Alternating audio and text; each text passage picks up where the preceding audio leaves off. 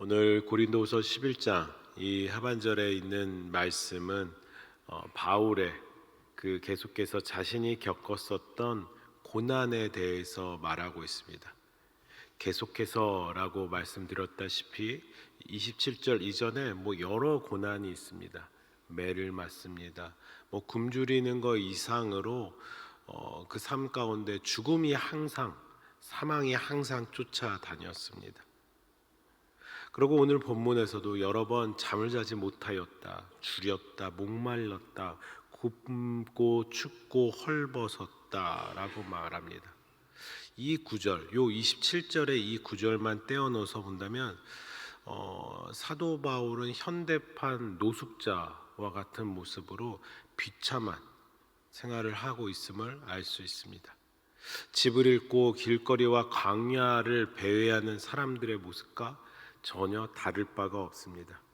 사도 바울이 왜 이렇게 초라하고 궁색한 고난을 겪었습니까? 그가 게을렀기 때문에, 아니면 그가 범사회적인 범죄를 저질렀기 때문에? 그 이유는 단 한 가지, 오직 예수 그리스도의 복음을 위한 사명을 위해서 이렇게까지 하였다라는 것을 우리는 알고 있습니다. 하나님을 믿은 가운데 예수 그리스도를 통하여 진리이신 예수 그리스도로 말미암아 그가 나의 나된 것은 은혜이다 고백할 수 있었던 것은 그 예수 그리스도를 통하여, 오직 예수 그리스도 때문에. 그래서 이는 그 사도 바울은 이렇게까지 자신이 살고 있다라고 고린도 교회에 말을 하고 있습니다. 우리는 여기서 성도들의 받는 고난에 대해서 다시 한번 생각해 볼 필요가 있습니다. 아니, 자신이 받는 고난은 괜찮은데 오늘 사도 바울의 이 고난은 굳이 자신 때문에 고난이 아니라 사서하는 고통, 내가 저 멀리 소아시아, 저 멀리 더 땅끝까지 가서 할 필요가 없는 고난을 굳이 오늘 사도 바울은 말하고 있습니다. 많은 성도들이 그리스도의 복음으로 인한 고난과 자신의 실수와 허물들로 인해서 아픔, 어려움, 고통을 경험합니다. 근데 여기서 그 자신의 실수와 허물들로 인한 그 어려움과 그리스도의 복음으로 인한 고난과 혼동하는 경향이 있습니다. 오로지 자신의 잘못으로 인해 어려움을 겪으면서 이를 복음으로 인한 착각을 합니다. 그래서 하나님을 원망하기도 합니다. 하나님의 영광에 누가 되는 삶을 사기도 합니다. 예컨대 어느 교회는 순전히 자신들의 욕심과 허영을 채우기 위해서 무리하게 교회를 건축하다가 결국은 그 부분에 대해서 감당을 못하고 교회가 어려움을 당하는 일을 보게도 됩니다. 또 다른 여러 가지 여타의 문제들에서 자신들이 그 문제의 원인의 출발인데도 불구하고, 심지어 교회인데도 불구하고, 심지어 성도인데도 불구하고 그 고통과 자신으로 인한 고통과 그리스도의 복음에 대해서 혼돈하는 경향들이 있습니다. 완전히 자신의 문제에 대해서는 방치하고 거룩한 일로 해석하면서 아프면 병원도 안 가고, 또 때로는 안 갈 수도 있습니다. 하나님의 일하심을 믿으니까요. 하나님이 전지전능하시니까요. 하나님께서 분명 치료의 하나님이시니까요.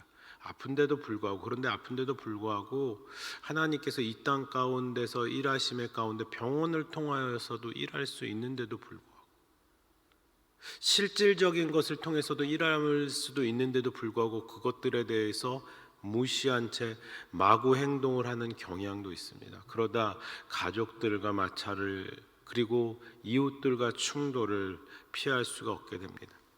성경은 그 어디에도 기본적인 상식과 원칙을 벗어나지 않습니다.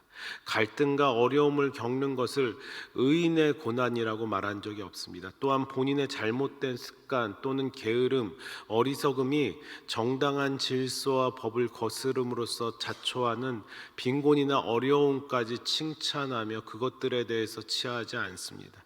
오히려 그 누구보다 성경은 게으름에 대해서, 삶의 태도에 대해서 바르게 말하고 있습니다.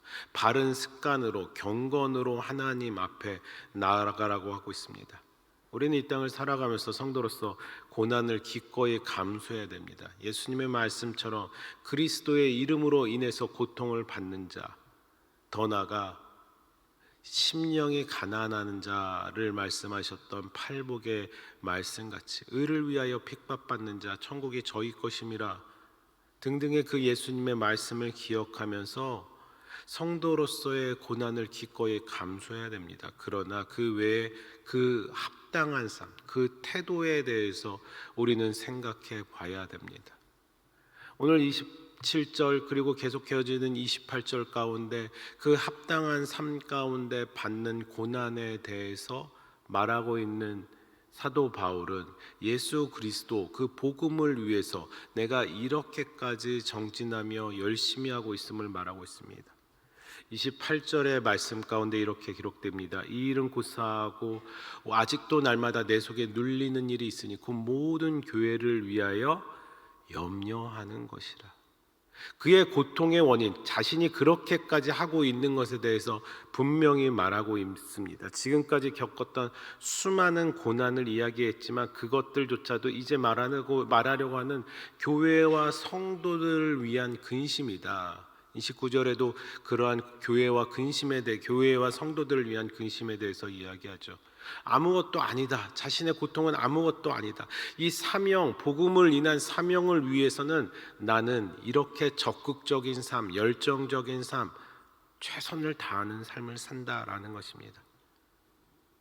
24절에 보면은 유대인들에게 40에 하나 감한 매를 5번이나 맞았다고 합니다. 신명기의 율법에 의한 것으로 주로 회당에서 이루어졌는데 그 죄인의 두 손을 기둥에 메고 가슴과 어깨를 벗겨 세 가닥으로 꼬은 채찍으로 13번 치는 것, 그 형벌을 당합니다. 이러한 형벌은 한 번이라도 받는 사람은 그 고통, 또 그 고통 뒤에 있는 수치로 인해서 온몸을 떨며 그 인생 가운데 힘든 삶을 살 수밖에 없습니다.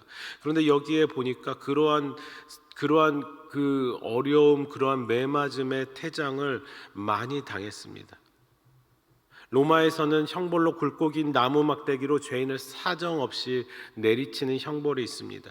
그 형벌을 당했다고 합니다. 사도 바울은 가는 곳마다 돌로 맞고 이방인들에게 생명의 위협을 받았다고 합니다. 뿐만 아니라 파선을 당하여 바다에 떠 있어야 했습니다.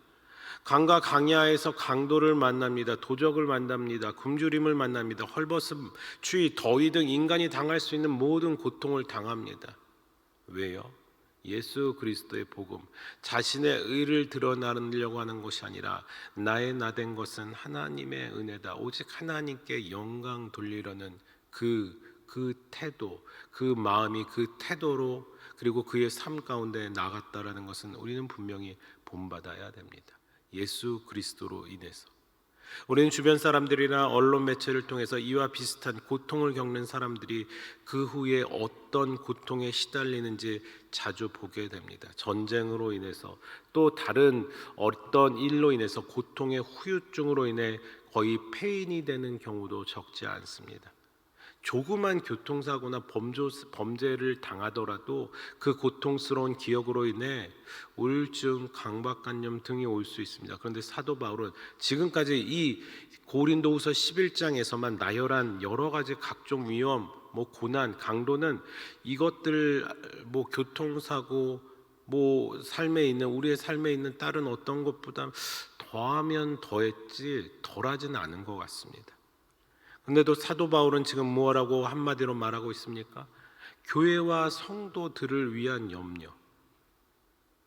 사도 바울 가운데 교회와 그 성도들을 위한 염려는 마치 그 아비가 아들을 걱정하는, 아들을 위해서 눈물을 흘리는 그 마음과 마치 흡사하다라고 생각합니다.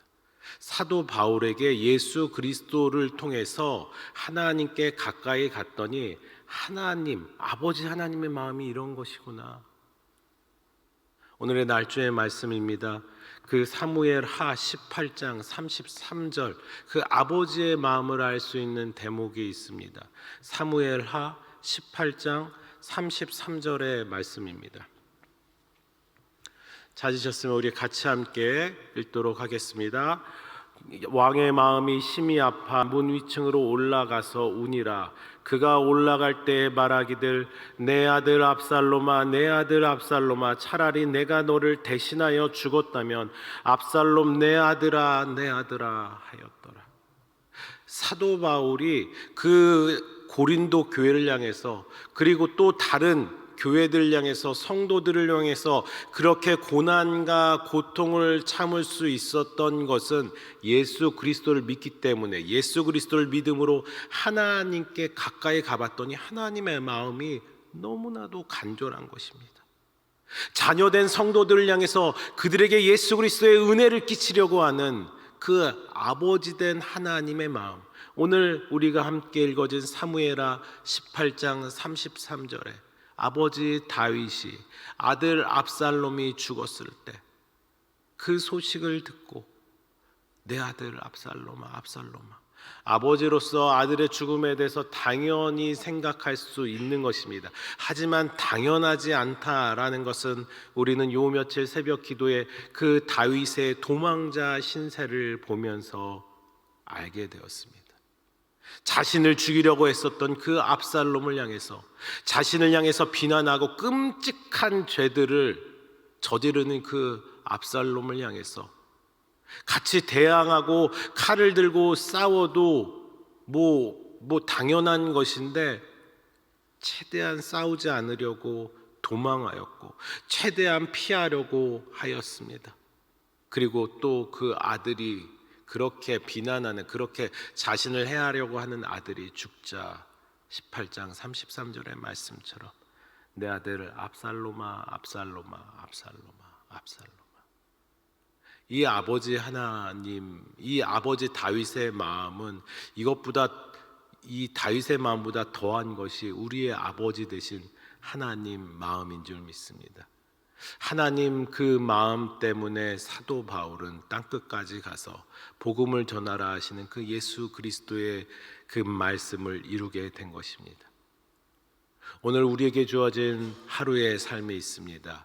예수 그리스도를 믿는 사람으로서 그 예수 그리스도를 믿음으로 아버지 하나님의 은혜를 얻어서 여러분들의 삶에 대해서 혹시 있는 복음으로 인한 고난과 고통에 대해서 이것도 하나님이 주신 은혜구나, 참는 것, 인내하는 것 이상에 감사하고 또 그것에 대해서 기뻐하며 하나님께 영광 돌려지는 여러분들의 삶이 되길 주의 이름으로 축복합니다.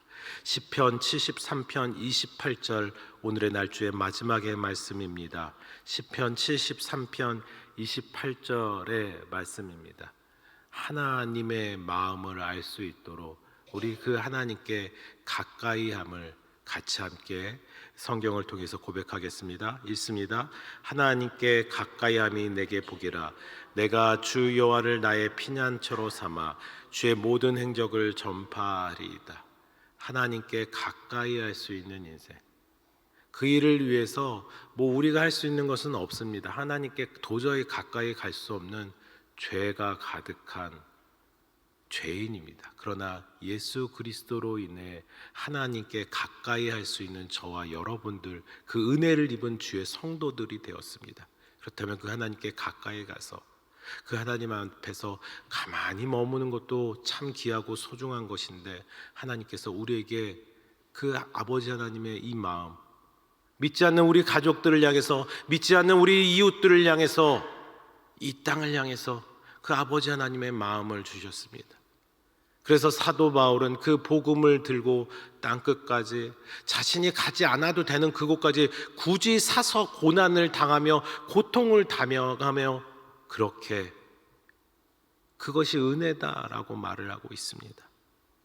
하나님께 가까이 하였다면 하나님 그 주 예수 그리스도의 이름으로 담대히 믿지 않는 자들에게 또 여러분들의 삶 가운데 어떠한 일을 통하여서도 하나님께 영광 돌려지시길 주의 이름으로 축복합니다. 그때 하나님께서 여러분들의 피난처가 되어 주셔서 여러분들을 보호하시고 안전하게 지키시며 그의 여러분들의 모든 삶 가운데 하나님께서 일하여 주실 줄 믿습니다. 오늘 하나님께서 주신 이 하루 가운데 삶의 태도 가운데 또 여러 가지 고난과 고통 가운데 하나님께 영광 돌려지는 주의 모든 성도님들이 되시길 주의 이름으로 축복합니다. 오늘도 우리가 함께 저녁에 드려질 금요 기도회를 위해서 또 담임 목사님과 교회를 향해서 또 이 땅과 이 열방을 향해서 또 여러분들의 개인의 기도 가지고 이 시간 주기도문 후에 기도로 나아가시길 원합니다. 같이 주기도문으로 고백합니다. 하늘에 계신 우리 아버지여, 이름이 거룩히 여김을 받으시오며 나라의 임없이며 뜻이 하늘에서 이룬 것 같이 땅에서 또 이루어지이다. 오늘날 우리에게 일용할 양식을 주옵시고 우리가 우리에게 죄 지은 자를 사하여 준 것 같이 우리 죄를 사하여 주옵시고 우리를 시험에 들게 하지 마옵시고 다만 악에서 구하옵소서. 대개 나라와 권세와 영광이 아버지께 영원히 있사옵나이다. 아멘.